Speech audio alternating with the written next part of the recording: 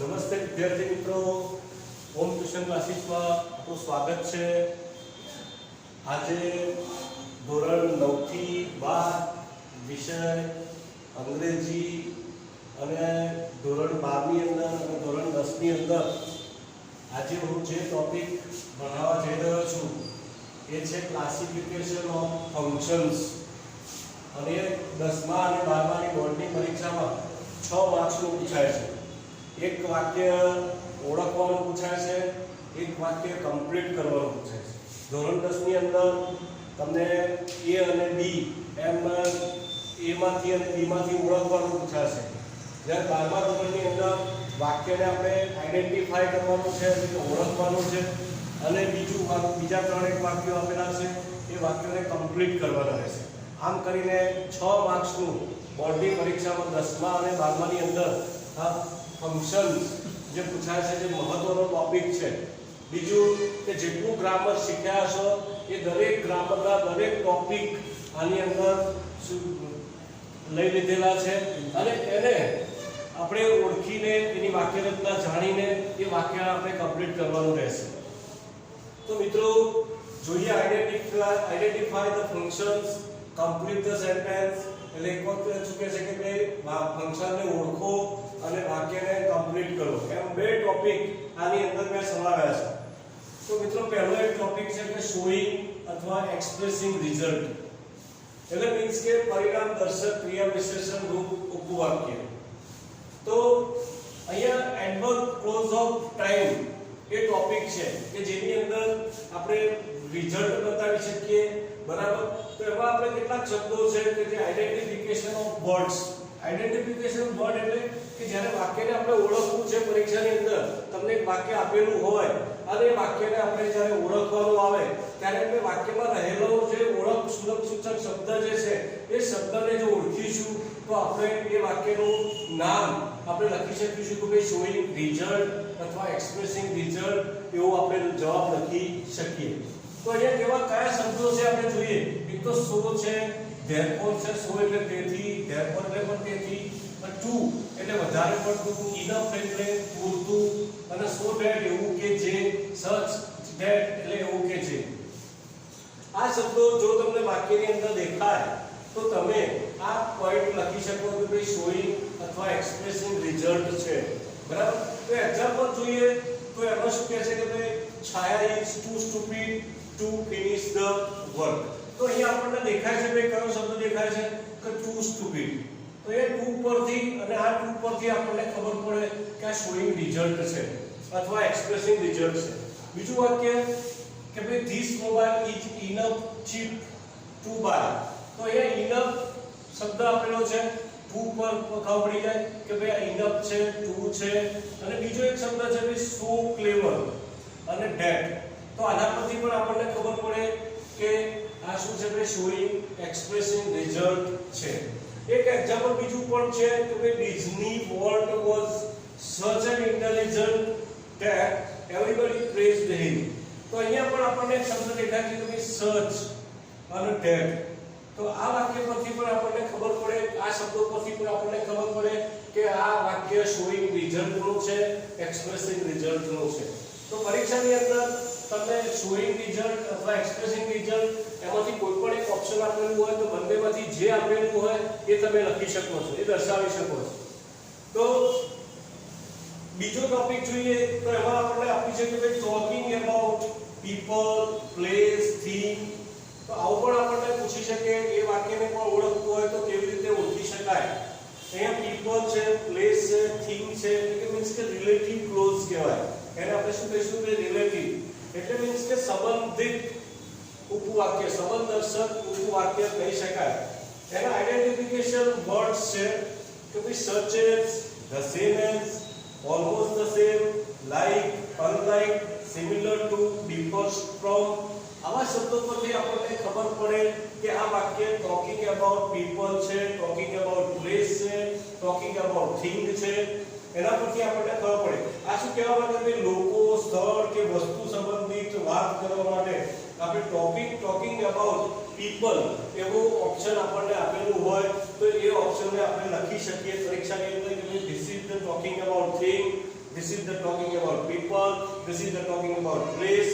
આવા શબ્દો આપેલા છે. અથવા તો ટોપિક ઓફ રિલેશન વિથ આવો શબ્દ પણ જોડેલો હશે. talking about the relation with people, place, thing આવો પણ શબ્દ તમને આપેલો હશે. તો એ ઓળખવા માટે આપણે એક્ઝામ્પલ જોઈએ. તો એક્ઝામ્પલમાં લખ્યું છે કે ભાઈ લાઈક રમેશ. તો લાઈક શબ્દ પરથી આપણને ખબર પડે કે મહેશ ઇઝ ઓલસો ઇન્ટેલિજન્ટ. રમેશની જેમ મહેશ પણ હોશિયાર છે. તો અહીંયા આપણને લાઈક શબ્દ આપેલો છે. તો લાઈક પરથી ખબર પડે કે આ કયો વિષય છે ભાઈ, કે ટોકિંગ અબાઉટ પીપલ અથવા ટોકિંગ અબાઉટ પર્સન. પર્સન પણ શબ્દ આપી શકે એ ધ્યાન રાખવાનું કે ટોકિંગ અબાઉટ પર્સન.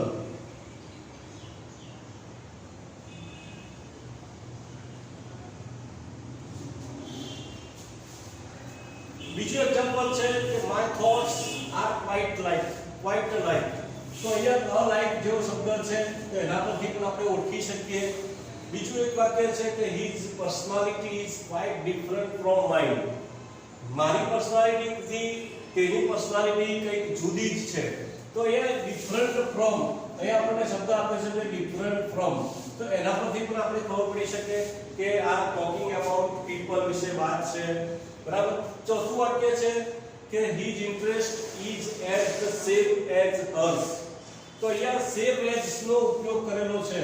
તો same as પરથી પણ આપણને ખબર પડે કે આ ટોપિક કે ટોકિંગ અબાઉટ પીપલ, પ્લેસ અને થિંગ વિશેનો છે. તો મિત્રો આપણે એક વાક્ય જોયું શોઈંગ રિઝલ્ટ અથવા એક્સપ્રેસિંગ રિઝલ્ટ. બીજું આપણે જોયું talking about people, place, thing આવા શબ્દો આવા વાક્યોની વાત કરી. ત્રીજો ટોપિક છે કે ભાઈ expressing manner of action. Expressing manner of action એટલે શું ભાઈ કે ક્રિયાની રીત કે રીત દર્શાવવા માટે આપણે તો એક્સપ્રેસિંગ મેનર ઓફ એક્શન નો ઉપયોગ કરી શકીએ છીએ. હવે આઈડેન્ટિફિકેશન વર્ડની અંદર બે શબ્દો આપણને આપે છે કે ભાઈ જ્યારે ઓળખવાનું આવે કે ભાઈ આ એક્સપ્રેસિંગ મેનર ક્યારે કહી શકાય, તો એજ અને લાઈક જેવા શબ્દો પરથી આપણે ઓળખી શકીએ કે આ expressing manner of an action છે. તો આઈડેન્ટિફિકેશન વર્ડ તમારે યાદ રાખવા પડે. ભાઈ આની અંદર શોઈંગ રિઝલ્ટ અને expressing you so therefore to enough to so that such that આ શબ્દો આપણે ઓળખવાના. આ શબ્દો યાદ હશે તો તમે આ ટોપિક લખી શકશો. બીજું કે ભાઈ ટોકિંગ અબાઉટ પીપલમાં કયા શબ્દો છે કે such as, the same as, almost the same, like, unlike, be similar to, different, reverse from આ શબ્દો પરથી આપણે ઓળખી શકીએ કે જ્યારે વાક્ય કમ્પ્લીટ કરવાનું આવે તો પણ આ બધા શબ્દોનો આપણે ઉપયોગ કરીને એ વાક્ય બનાવી શકીએ.